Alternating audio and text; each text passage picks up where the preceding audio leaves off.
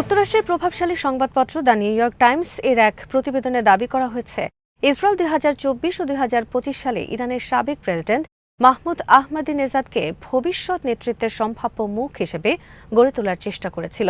পরিকল্পনা ছিল তেহরানের শাসন ব্যবস্থার পরিবর্তন ঘটলে তাকে নতুন নেতা হিসেবে প্রতিষ্ঠা করা।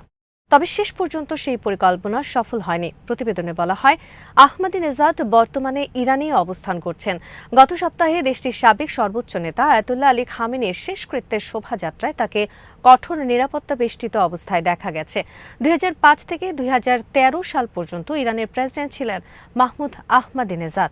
ক্ষমতায় থাকাকালে তিনি ইসরায়েল বিরোধী কড়া অবস্থানের জন্য আন্তর্জাতিকভাবে পরিচিত ছিলেন।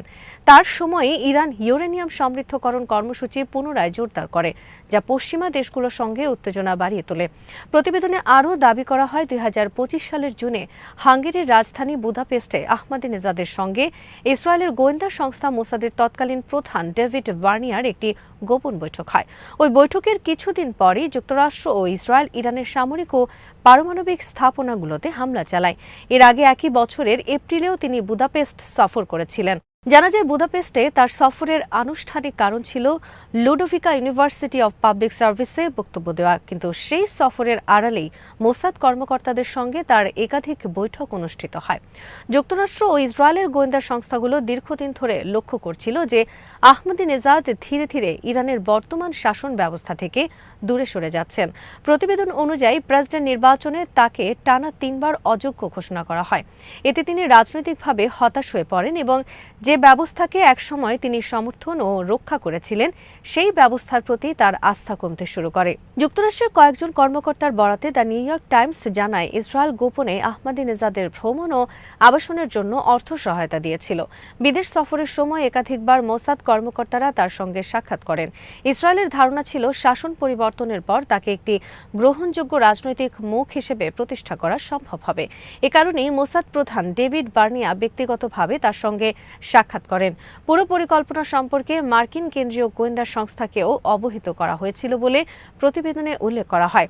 আহমাদিনেজাদ নাকি তার ঘনিষ্ঠদের বলেছিলেন, শাসন পরিবর্তন বা যুদ্ধের পরিস্থিতি তৈরি হলে তিনি নিজেকে একজন সংস্কারপন্থী নেতা হিসেবে উপস্থাপন করতে পারবেন। এমনকি সাবেক রুশ প্রেসিডেন্ট বরিস ইয়েলসিনের মতো নতুন রাজনৈতিক রূপে আবির্ভূত হওয়ার কথাও তিনি উল্লেখ করেন। প্রতিবেদনে আরও দাবি করা হয়, প্রয়োজন হলে যুক্তরাষ্ট্রের প্রেসিডেন্ট ডোনাল্ড ট্রাম্পের আব্রাহাম অ্যাকর্ডসের অংশ হিসেবে ইসরায়েলের সঙ্গে সম্পর্ক স্বাভাবিক করতেও তিনি প্রস্তুত ছিলেন। তবে আহমাদিনেজাদের এই অবস্থান ইরানের ইসলামী বিপ্লবী গার্ড বাহিনীর সন্দেহের কারণ হয়ে ওঠে। বিশেষ করে 2017 সালে তিনি ট্রাম্পকে প্রকাশ্যে একটি চিঠি পাঠানোর পর থেকেই তার উপর নজরদারি বাড়ানো হয়।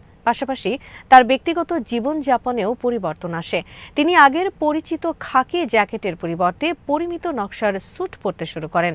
দাড়ির পরিচর্যায় পরিবর্তন আনেন, ইংরেজি শেখেন এবং সামাজিক যোগাযোগ মাধ্যমে এক্সে মার্কিন র্যাপ গানের লিরিক নিয়েও মন্তব্য করতে থাকেন। প্রতিবেদন অনুযায়ী 2023 সালে গুয়াতেমালায় একটি পরিবেশ বিষয়ক সম্মেলনে অংশ নেওয়ার পর থেকেই ইরানি কর্মকর্তারা সন্দেহ করতে শুরু করেন যে তিনি মোসাদের সঙ্গে যোগাযোগ স্থাপন করেছেন। গুয়াতেমালা ও হাঙ্গেরি উভয় দেশেরই ইসরায়েলের সঙ্গে ঘনিষ্ঠ সম্পর্ক রয়েছে। নিউ ইয়র্ক টাইমসের দাবি, 2025 সালের 28 ফেব্রুয়ারি আহমাদিনেজাদের ওপর কঠোর নজরদারি শিথিল করার উদ্দেশ্যে ইসরায়েল তার আবাসিক কমপ্লেক্সে একটি হামলা চালায়। হামলায় তার দেহরক্ষীদের ব্যবহৃত একটি ভবন এবং সাজোয়া লক্ষ্যবস্তু ছিল। এরপর মোসাদ সদস্যরা তাকে একটি গাড়িতে করে ইরানের ভেতরেই একটি গোপন নিরাপদ আশ্রয়ে নিয়ে যায়। তবে ওই উদ্ধার অভিযানে আহমাদিনেজাদ সন্তুষ্ট ছিলেন না বলে প্রতিবেদনে উল্লেখ করা হয়েছে। বরং তিনি ধীরে ধীরে ইসরায়েলের পরিকল্পনা নিয়ে হতাশ হয়ে পড়েন। এদিকে আইআরজিসি তার বিরুদ্ধে তদন্ত শুরু করে এবং ইসরায়েলের সঙ্গে সম্ভাব্য যোগাযোগের তথ্য সংগ্রহ করতে থাকে। প্রতিবেদনের শেষাংশে দাবি করা হয়, মোসাদের সঙ্গে তার যোগাযোগের বিষয়টি প্রকাশ্যে আসার পর আহমাদিনেজাদ নিরাপদ আশ্রয় ত্যাগ করেন। বর্তমানে তিনি আইআরজিসির গোয়েন্দা শাখার হেফাজতে গৃহবন্দী অবস্থায় রয়েছেন। আজ এখানেই শেষ করছি। সমরাস্ত্র, প্রতিরক্ষা ও কূটনীতির নানা তথ্য জানতে চোখ রাখুন বিডিভিউজ ইনফোটেইনমেন্টে। চ্যানেলটি ভালো লাগলে সাবস্ক্রাইব করুন, সংযুক্ত থাকুন আমাদের ফেসবুক পেজে।